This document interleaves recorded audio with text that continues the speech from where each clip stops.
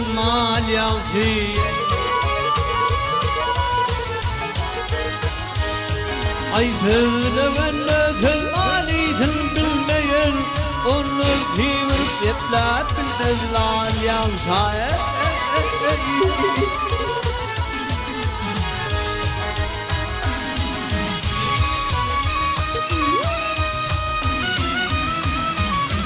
Ay her kimin özüne müzürdür zayi Yadından çıkmayar bayramı toyu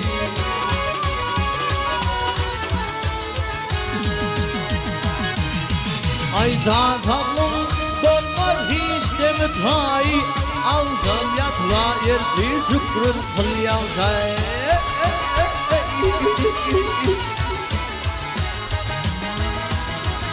Ay zatalım dolmaz hiç de mi tayi Alsam yatla yerdi şükrün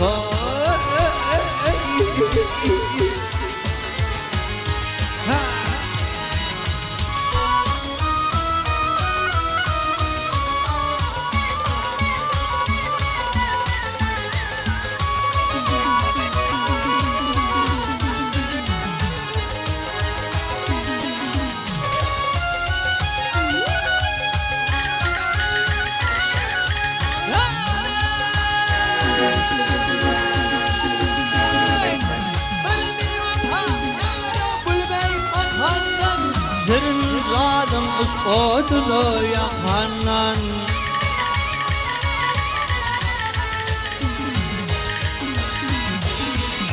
Yadilerinde mutafırlık çekenle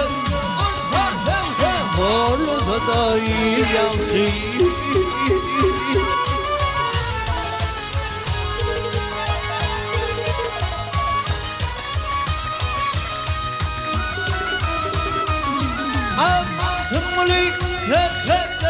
Her vaktin bu dünya tutturmaz hürümdür büyüktüne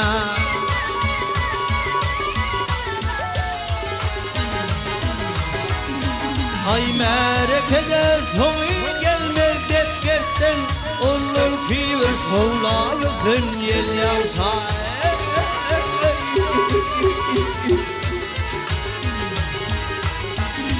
Ay zatalım hiç de mi tayi Alsam yatlayıp bir şükrün kıl yalsı